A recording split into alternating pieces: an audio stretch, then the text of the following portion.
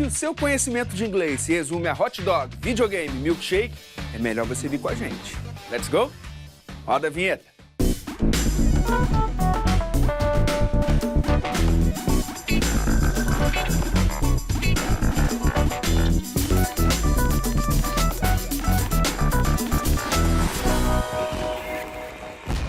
Hora do Enem no ar e hoje é dia de língua inglesa. Mas antes, eu lembro que os nossos episódios estão lá no tvescola.org.br e também em youtube.com/tvescola. Mas agora, quem nos acompanha é ela, que voltou para nossa alegria, professora Karina Fragoso. Yay! Hey, Hello! professor. Tudo How bem? are you? Good, and you? Yeah, I'm good. Professora, para quem até agora ainda não criou uma rotina de estudos, ainda dá tempo? Dá tempo. Para isso, é importante que você tenha organização, para que você consiga controlar, fazer um registro do que você já estudou, do que você está fazendo por dia. O importante é que você tenha contato com a língua todos os dias. Professora, além da interpretação, que outro conteúdo você acha que vale revisar, tem que entrar no plano de estudos? É muito importante ler muito, né? Então, interpretar textos, porque a prova de inglês do Enem é isso, ela vai te pedir para interpretar textos diversos, mas tem alguns conteúdos que podem te ajudar e eu já até coloquei ali na lousa, a gente pode dar uma olhada juntos? Bora!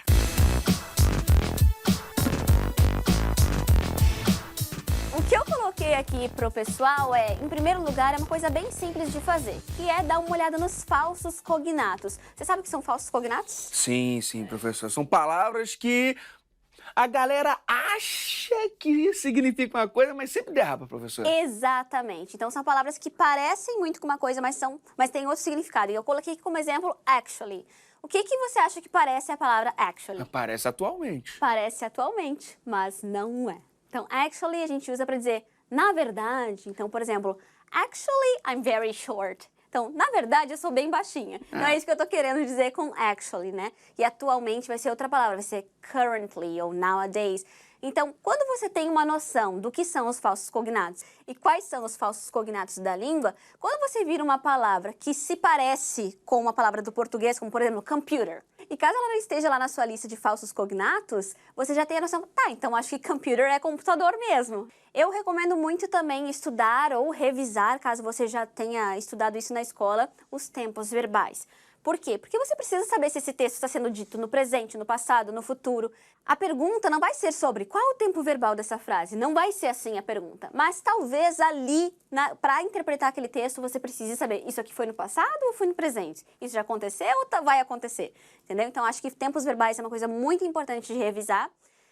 Marcadores discursivos, né? O que são marcadores discursivos? São conjunções, conectores, porque todo o texto ele é formado de palavras que estão ligadas por alguma coisa, são essas conjunções, conectores. Então, por exemplo, a palavra but, né, significa?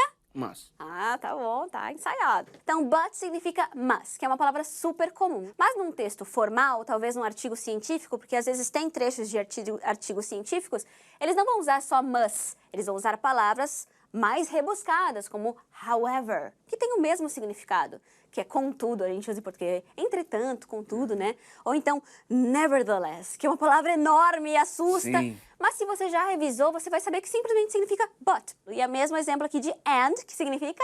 E, né? Uma ideia de adição. Sim. Mas num texto mais formal, você vai ver, por exemplo, moreover ou furthermore, que são palavras mais rebuscadas, mais chiques, né? Para ter no texto escrito, né?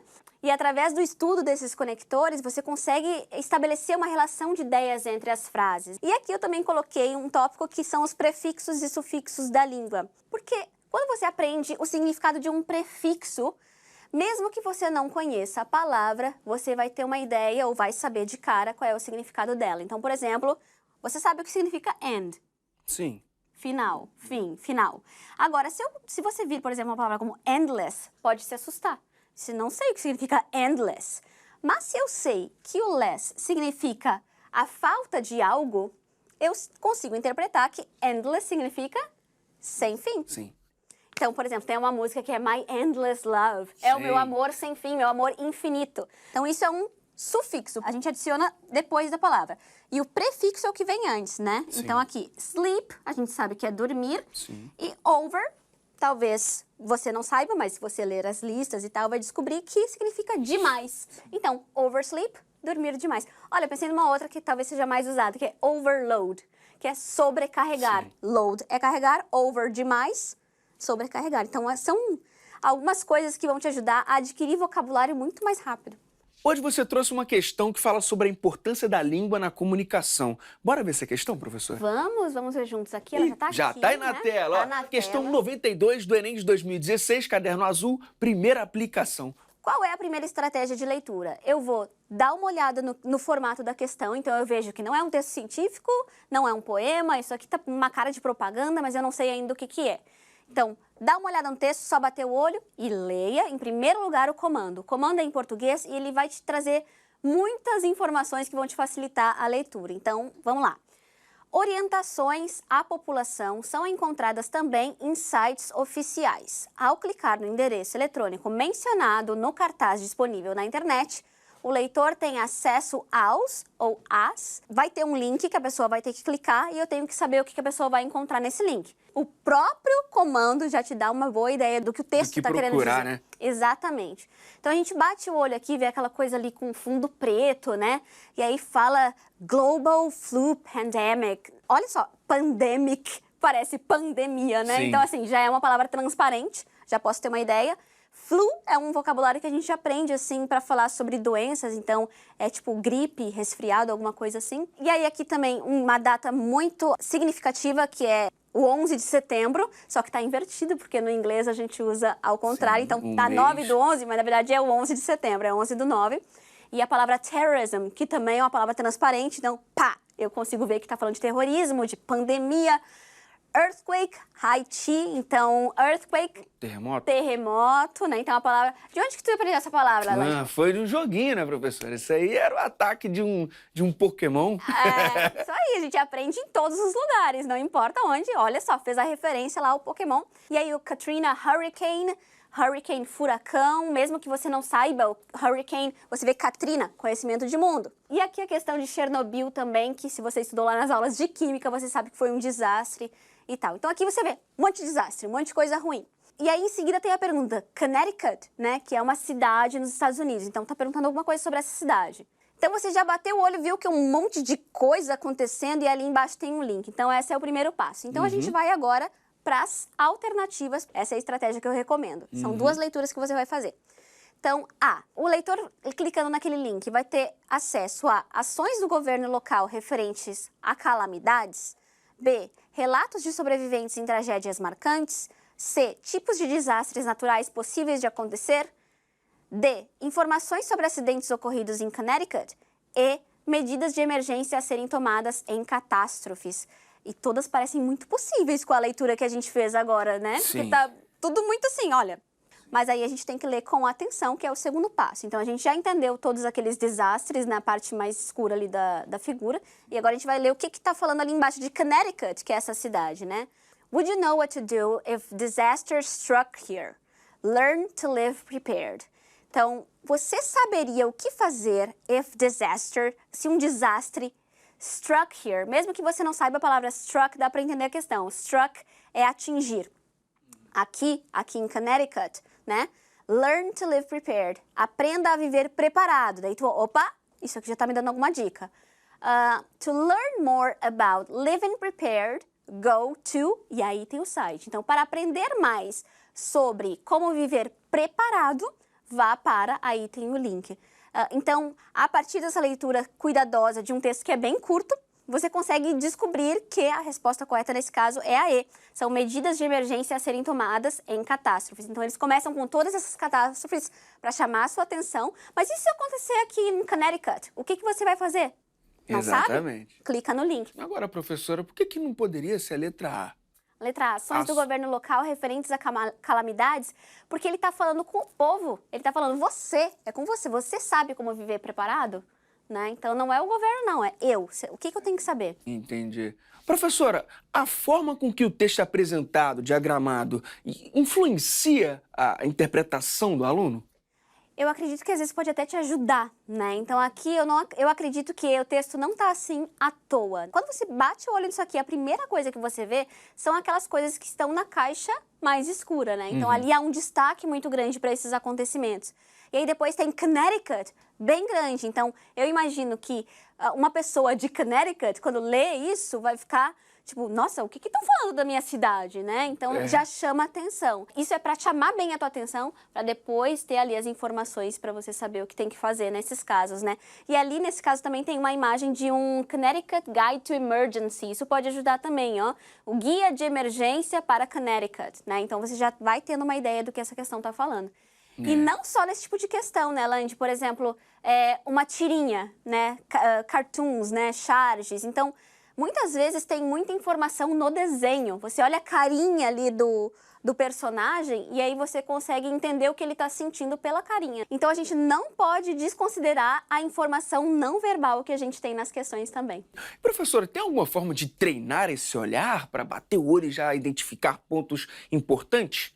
Bom, a primeira coisa, para se acostumar com esse tipo de questão do Enem, nossa, tem várias com tirinhas, com charges, cartões, então recomendo fazer. Às vezes até eu faço por hobby, eu gosto de fazer para testar aí meus conhecimentos, é bem legal. E além disso, os memes, né? Então eles fazem tanto parte da nossa vida e é divertido a gente tentar entender o que eles estão querendo dizer. Então, por exemplo, você pode seguir Instagrams que fazem piada e memes em inglês. Então, um que eu gosto muito, que eu sigo, se chama 9gag. Eles têm um Instagram e tem um Facebook também. As pessoas acham, ai, muito engraçado e tal. E você fica, mas por que isso é engraçado? Então, essa é uma maneira de você tentar entender e interpretar aquilo ali. E muitas vezes está ali na cara do meme, né? E aí, com o texto, isso cria um efeito engraçado. Sabia que é importante a gente treinar até em português, né? Porque nem todo mundo consegue interpretar uma charge em português de primeira. Então, tá treinado para isso. Vocês vão ver que sempre as tirinhas sempre têm mais ou menos o mesmo formato. Por exemplo, 3 quadrinhos, o último vai estar a graça. Então, você já vai começando a se acostumar. Então, eu li o primeiro, eu li o segundo, a graça vai estar no terceiro. Show de bola, professora. Só para reforçar o gabarito, opção E. Exatamente. Medidas de emergência a serem tomadas em catástrofes.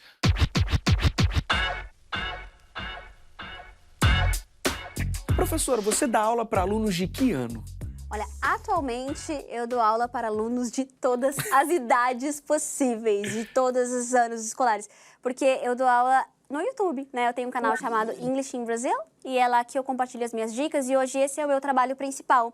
Além do canal, eu dou palestras, escrevi um livro que se chama Sou Péssimo em Inglês, né? Que na verdade eu mostro que você não é péssimo, é isso que eu quero mostrar e dou várias dicas para você aprender a língua. Mas eu tenho experiência no ensino médio e fundamental e todas as idades também em cursos de idiomas. Eu já trabalhei com muitos contextos, eu adoro. Professora, e lá no seu canal, o pessoal pergunta sobre o Enem? Perguntam, eles querem saber, tá, o que eu estudo agora? A maior dúvida é o que eu estudo, então como que eu melhoro a minha interpretação? E daí eu sempre dou mais ou menos as mesmas dicas que eu tô compartilhando aqui com vocês. E as estratégias de leitura que a gente falou no programa passado, o pessoal fica bem contente. Nossa, que bom, eu fiz o Enem e eu fiz as 2 leituras e deu tudo certo. E então, funciona mesmo. Funciona, é muito legal. Depois que passa o Enem, acertei 5 questões e uhul! Professora Karina Fragoso, que é sucesso no YouTube, né, professora? São mais de 1 milhão de alunos e eu quero saber como é que faz, professora? Como é que escolhe o tópico ali? Como é que é? Pois é, muitos dos tópicos que eu escolho para o meu canal vêm das perguntas das pessoas. Então, muitas perguntas são bastante repetidas, como, por exemplo, ai, como que eu uso o infinitivo e o ing, qual é a diferença e tal? Fiz um vídeo sobre isso. Então, como que eu melhoro o meu listening? Como eu aprendo a escutar melhor em inglês? Fiz um vídeo com 5 dicas sobre isso. Então, assim, eu tô sempre muito atenta ao que as pessoas estão pedindo, estão falando. Além disso, eu também vou um pouco do meu feeling, daquilo que eu sinto. Olha, eu acho que os meus alunos precisam saber isso aqui, né? Ou alguma coisa, alguma regra de pronúncia que eu acho que talvez eles não saibam. Aí eu vou lá e preparo um vídeo sobre isso. Então, hoje em dia, o meu canal tem diversas playlists super variadas, assim. Eu tenho desde aulas bem de gramática, bem de pronúncia, bem de vamos pegar aqui o caderno e estudar, até vídeos um pouco mais leves, mais divertidos, como, por exemplo, músicas fáceis para cantar em inglês. É o último vídeo que eu postei essa semana. Então, dou várias dicas de músicas para você começar a cantar, soltar a voz mesmo, não importa em estar afinado ou não, mas aprender a articular os sons, né? Começando devagarzinho, então é um vídeo que o pessoal gosta muito também. Para não cair naquela enrolação, né? No embromation. Exatamente, eu nunca gostei de cantar enrolation, nunca gostei. Aí eu dou ali, ó, Calma, começa com músicas do seu nível, não dá pra começar com músicas super avançadas, né? Mas eu vou fazer um vídeo agora em breve com músicas muito difíceis de cantar em inglês, que daí é o desafio. Será que você consegue? Não sei. A gente tenta. Professora, tem vídeo toda semana? Toda semana. Olha, acho que faz 3 anos que eu nunca faltei uma semana. Tá lá o meu vídeo. Na verdade, eu tenho postado 2 por semana. Então, um eu tento fazer mais entretenimento, como esse das músicas, e um mais de conteúdo mais sério. Então, eu vou intercalando ali. Eu trago convidados também, às vezes, para mostrar que todo mundo está aprendendo. Então, esses dias eu trouxe uma arquiteta, né, que também tem um canal super grande no YouTube, e eu falei... Ô, Paty, fala em inglês ali no começo. Ela, mas eu tenho medo desse. Calma. A minha audiência é maravilhosa. Ninguém aqui vai te julgar. E é verdade, eu construí uma audiência maravilhosa que tá ali torcendo pelo outro. Ninguém vai dizer, seu sotaque é feio. E aí ela foi lá, tomou coragem e falou. Então é pra mostrar que estamos todos aprendendo, né? Então por isso que eu gosto de trazer convidados também. E vem cá, você desenvolveu um método próprio para dar aula ali no YouTube? Bom, na verdade, eu compartilho coisas que funcionaram muito comigo, assim. É claro que eu estudo, eu faço pesquisa, eu vejo o que pesquisadores estão dizendo sobre os assuntos, mas eu também vou um pouco da minha experiência. Eu não desenvolvi um método único, mas, na verdade, eu acho que eu trago várias coisas que eu acredito que funcionam para o aprendizado de uma língua. Então, vou te dar um exemplo. Eu, quando decidi que eu queria aprender inglês, eu comecei, em primeiro lugar, a trocar todos os meus aparelhos e Facebook, Orkut na época, tá? Orkut. Aqui falando a idade.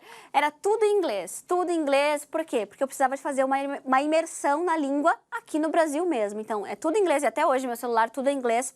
Porque assim você vai adquirindo palavras sem perceber. Outra coisa, muita leitura. Eu sempre digo que você precisa se alimentar para também conseguir produzir. Então, leitura, que é uma atividade que a gente chama que é uma atividade passiva. Então, você está lendo, você não está produzindo algo, você está recebendo. Então, leitura vai te trazer material para quando você conseguir escrever ou falar. E a mesma coisa é escutar. Quando você escuta, você, claro que está fazendo um esforço, não é algo assim passivo no sentido de, isso está acontecendo e eu não estou fazendo esforço. Não, há um esforço, mas você não está produzindo. Então, se alimente disso, de leitura e de listening, que é de escutar muitas coisas em inglês, porque isso vai facilitar na hora de você falar.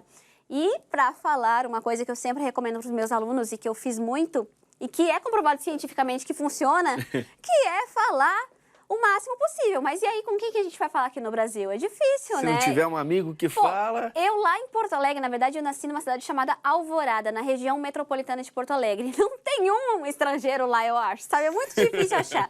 Então, eu tinha que achar a minha maneira. E eu comecei como? Falando sozinha. Então... falava sozinha, e se você ainda não consegue falar sozinho, você pode ler textos em voz alta. Então, você já está praticando atividade passiva, que é aquilo de estou recebendo informações, mas já vai lendo em voz alta, está praticando o seu speaking, a sua fala. Porque a fala envolve uma realidade física, então você precisa ensinar para a sua língua e para os seus lábios a posição que tem que ir. Então, assim, tudo é costume e prática. Isso aí. E vale lembrar que o inglês não é falado apenas nos Estados Unidos e na Inglaterra. Exatamente. Então não precisa se preocupar com isso, né? Sotaque e tudo mais. Você tem que ter cuidado com a sua pronúncia. Eu vou te dar um exemplo. Se você falar, por exemplo, habit, para coelho, parece coelho, habit. Mas um americano ou um falante nativo da língua, ou até um falante não nativo que não seja brasileiro, ele não vai entender como coelho, ele vai entender como hábito. Porque há a palavra chamada habit em inglês, porque coelho é rabbit. E aí você pode pensar, isso aí é frescura, é só enrolar ali, para aí, é igual. Pra gente, pra nós brasileiros, porque a gente usa o nosso R inicial é o... Então, como você fala Rafael? Rafael. Você não fala Rafael, né? Uhum. Então, soa igual pra gente. Mas pra uma pessoa que não fala português, isso é um problema. Então, assim, o inglês é a língua internacional. É muito lindo ver cada pessoa falando com o seu sotaque. Eu amo essa questão. Eu falo muito sobre isso no meu canal, falo no meu livro também. Que, assim, não tenha vergonha do seu sotaque, não tenha medo de soar brasileiro. That's okay, tá? Então, assim, você não precisa não precisa aprender inglês para ser um espião, né? Que não podem perceber que eu não sou falante nativo. Não, isso não é um problema. Mas também cuide da sua pronúncia, né? Para que você consiga ser compreendido. E é isso que a gente quer, né? A gente quer que as pessoas nos entendam, né? Isso aí. Agora, fala a verdade. Você já passou algum perrengue bizarro com a língua inglesa? Já. Não vou dizer que é um perrengue bizarro, mas uns miquinhos, assim. Eu já paguei uns miquinhos. Eu tava conversando com uma pessoa da Inglaterra E eu tava convidando para fazer um desafio. Eu já era professora, olha a vergonha.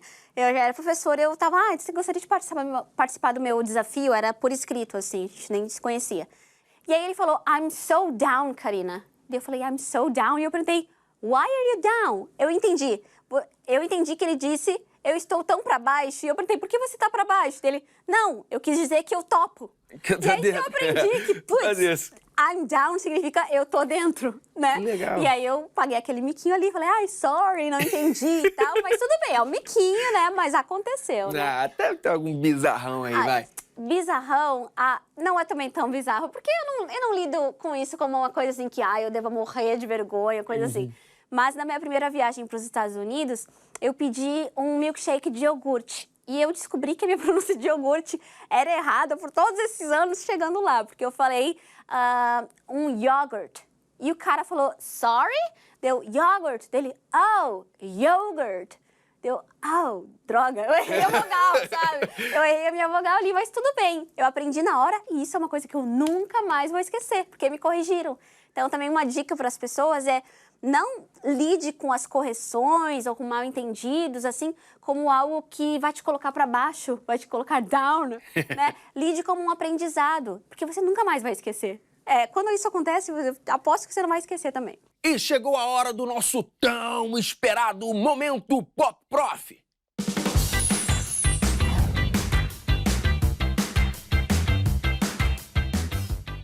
Agora a pergunta que não quer calar. Até quando os livros permanecerão em cima da mesa? Até os professores... Até o momento que os professores... Nossa! Para. Eu acho que até o momento que os professores pararem de usar esse exemplo que the book's on the table, né? Tá na hora de botar o livro em outro lugar, né? The book is in the box. O livro tá dentro da caixa. Melhor, né?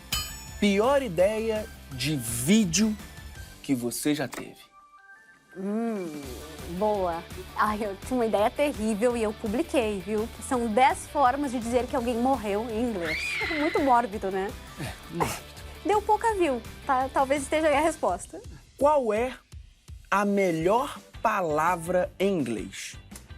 Eu gosto muito da palavra fluffy, que é fofinho. Ela não diz que é fofinho já? Quando ouve a palavra fluffy, já dá aquela vontade de apertar alguma coisinha, porque é fofinho, fluffy. E a pior tradução de título de filme? Uau. Tempo. Deixa eu pensar, porque eu devo ter uma...